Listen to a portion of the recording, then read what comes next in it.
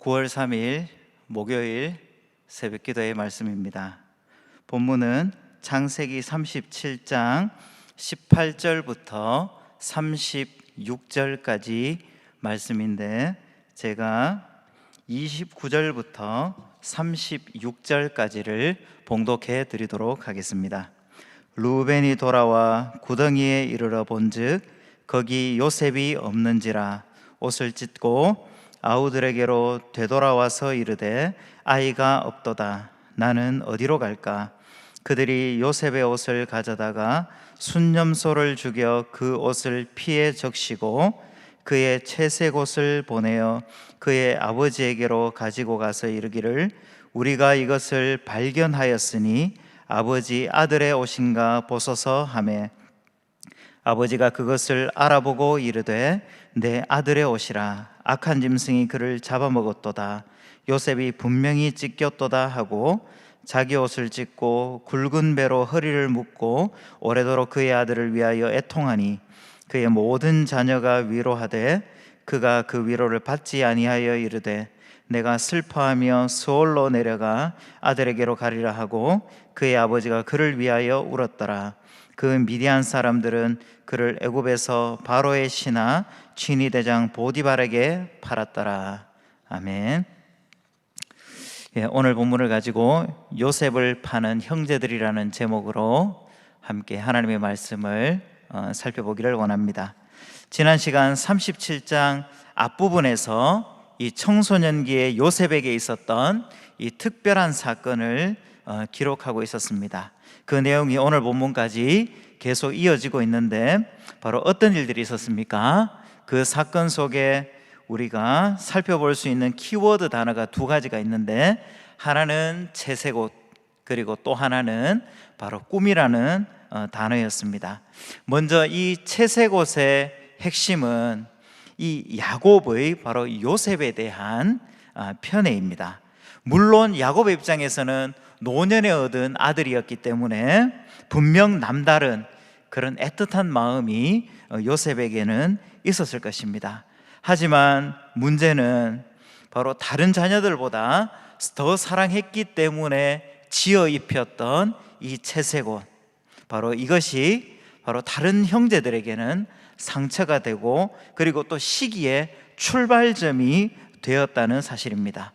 그렇기 때문에 4절에서 더 사랑함을 보고 미워했고 이렇게 기록이 되어져 있습니다.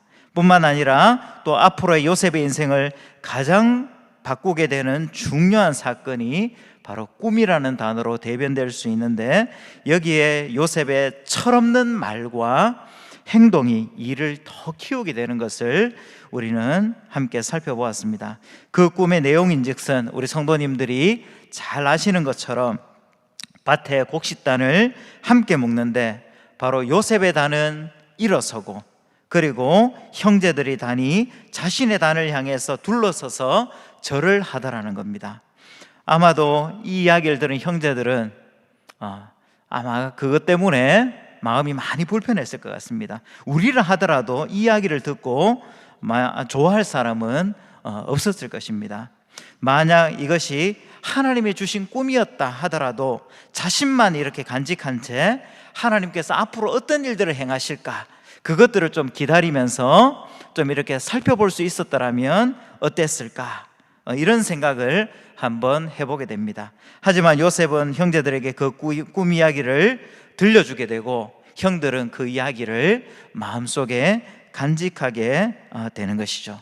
그럼에도 불구하고 또 이 요셉의 이야기에서 중요한 것은 이런 요셉의 부족한 모습에도 불구하고 하나님의 계획은 여전히 변함없이 진행되고 있다는 것을 우리는 기억할 필요가 있다는 것이죠. 어쨌든 이 야곱은 형들과 또 그들이 치고 있는 양떼를 살피러 이 요셉을 보내게 됩니다. 그 내용이 지난 본문까지의 내용이라면 이제 드디어 야곱과 그리고 야곱의 바로 형제들과 그리고 이 요셉이 이 도단이라는 곳에서 이제 만나게 됩니다. 그런데 멀리서 다가오고 있는 요셉을 이제 형제들은 알아본 것이죠. 그 이유가 무엇이겠습니까? 바로 아버지의 특별한 사랑 때문에 받은 이 채색옷, 이것이 아마도 이 형제들에게 눈에 띄었던 것 같아요. 자, 그런 요셉을 알아보고 끔찍한 이제 계획을 이 형제들이 세우게 됩니다. 그래서 그 내용이 18절부터 20절까지에 보면 기록이 되어져 있는데, 그런 요셉을 보고 이 형제들이 이렇게 이야기하는 겁니다. 19절에 꿈꾸는 자가 오는도다. 이 요셉을 향한 바로 이 비아냥거리는 표현으로 이야기를 지금 하고 있는 것이죠. 그러면서 20절에 자, 그를 죽여서, 마음에 안 들기 때문에 그를 죽이자고 이야기하는 겁니다. 한 구덩이에 던지고, 그리고 나중에 이제 요셉이 어떻게 됐는가 물어볼 때에는 악한 짐승이 그를 잡아먹었다고 하자. 그런데 그 배후에는 어떤 마음이 담겨져 있습니까? 요셉이 했던 그 꿈이 진짜 이루어지는지 안 이루어지는지, 우리가 요셉에게 이렇게 행동을 하니까 한번 보자는 겁니다. 그런 마음이 이 말 속에 담겨져 있다는 것이죠. 자, 그런데 어쨌든 이 사건 속에서 두 사람의 역할이 새로운 변화를 가져다 주는데, 그 한 사람이 바로 장자였던 루벤이고 또 한 사람이 유다였습니다. 어쨌든 이 장자였던 루벤은 지금 돌아가는 상황에서 아버지 야곱을 아마도 생각했던 것 같아요.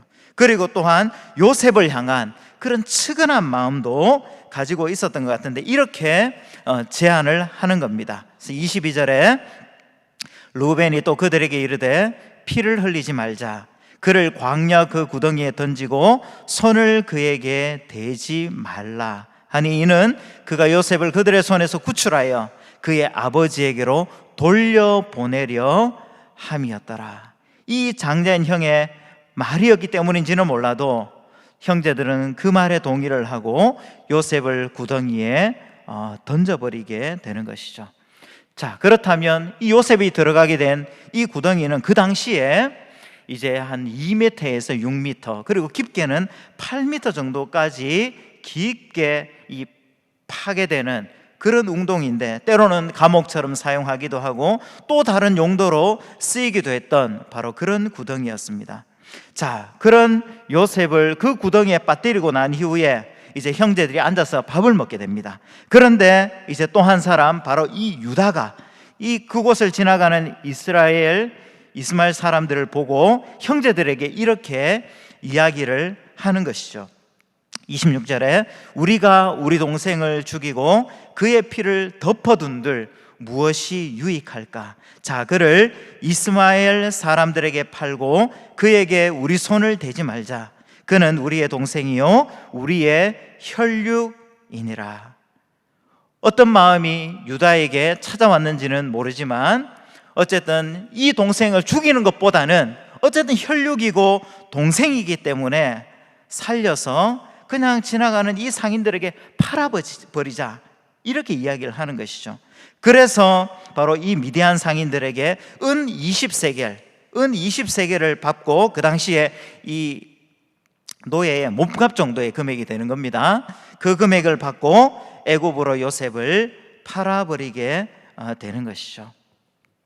지금 아주 급박한 사건들이 지금 진행되고 있는데, 이 일을 경험하고 있는 요셉도, 그리고 또 이 일을 벌리고 있는 이 요셉의 형제들도 앞으로 어떤 일들이 벌어질지 아무것도 아마 몰랐을 것입니다. 그런데 나중에 이 요셉의 고백을 한번 보면 창세기 50장 20절에 요셉이 뭐라고 하고 있는가 하면, 당신들은 나를 해하려 하였으나 하나님은 그것을 선으로 바꾸사 오늘과 같이 많은 백성의 생명을 구원하게 하시려 하시나니. 앞으로 이제 요셉을 통해서 하나님께서 바로 이런 계획들을 가지고 있었다는 것을 아마 그 당시에는 다 몰랐을 것 같아요. 그럼에도 불구하고 이런 것들이 하나님의 큰 구원의 계획 속에 담겨져 있고, 이것은 사실 아브라함 때부터 시작되었던 그 언약이 그대로 진행되고 있었다는 것을 우리는 확인할 수가 있다는 것입니다. 자, 그런데 이 일을 또 누가 알게 됩니까? 이제 29절부터 그 후반부에 나오는 내용들을 한번 보시면 아마도 오늘 본문의 시간과 공간의 이동이 조금씩 있는 것 같은데, 그 자리를 떠나 있었던 장자 루벤이 다시 형제들이 있는 곳으로 돌아오니까 누가 없습니까? 구덩이에 있어야 할 동생 요셉이 사라진 것입니다. 사태를 파악한 이 루벤은 이제 형제들과 함께 이야기를 해서 이제 아버지에게 찾아가서 이 거짓말을 하게 되는 것이죠. 요셉이 짐승에게 잡아먹혀서 바로 그의 피가 적셔진 옷을 발견하고 가지고 왔습니다. 이렇게 이야기를 하는 겁니다. 가장 그럴듯한 이유를 둘러대고 있는 것이죠. 실제 사실을 아무것도 모르는 이 아버지 바로 야곱은 그 아들의 오심을 확인하고는 대성통곡하게 되는 것이죠. 오늘 모습이 좀 어떻습니까? 마치 야곱이 에서를 속였던 것처럼 아들에게 철저히 속고 있는 이 야곱의 모습이 함께 오버랩되고 있다는 것을 우리는 확인할 수가 있다는 것이죠. 자, 여기까지가 오늘 본문의 내용인데, 이 본문을 통해서 우리에게 주고 있는 도전과 교훈은 바로 어떤 것입니까? 오늘과 같은 이 일련의 사태의 시작이 무엇으로부터 시작이 되었습니까? 다른 것이 아니라 이 문제의 발단은 야곱의 편애에서부터 시작이 되었습니다.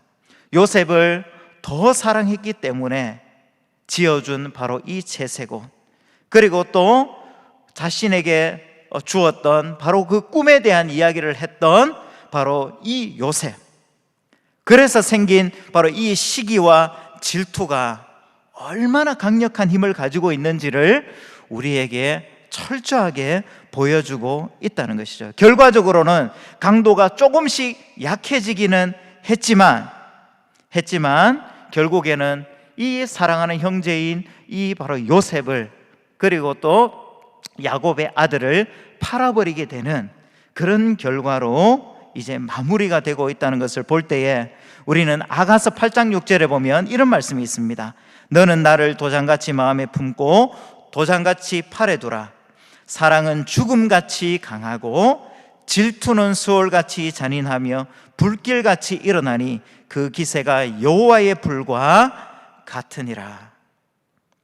야곱이 가지고 있었던 그 사랑도 얼마나 불완전했는지 우리가 알 수 있을 뿐만 아니라, 그리고 또 그로 인해서 생긴 바로 형제 간의 시기와 질투가 결국에는 사람을 죽이고 싶은, 그리고 또 나중에는 결국에는 이 요셉을 팔아버리게 되는, 여기 비정한 바로 이 형제 간의 그런 관계들이 만들어지고 있다는 것을 우리가 좀 생각해 볼 때에 오늘 저는 이 두 가지 기도를 한번 드렸으면 좋겠다는 생각이 들었습니다. 첫 번째는 우리가 하는 사랑도 하나님 내 방식대로가 아니라 하나님의 방식대로 잘 표현할 수 있도록 하나님 도와주옵소서. 지혜와 분별력을 허락하여 주시옵소서. 그리고 또 혹시 형제들처럼 우리 안에 상처가 있다면 그것들 또한 우리는 잘 해결할 필요가 있다는 것이죠. 그렇다면 이런 기도를 우리는 드려야 하지 않을까요? 주님,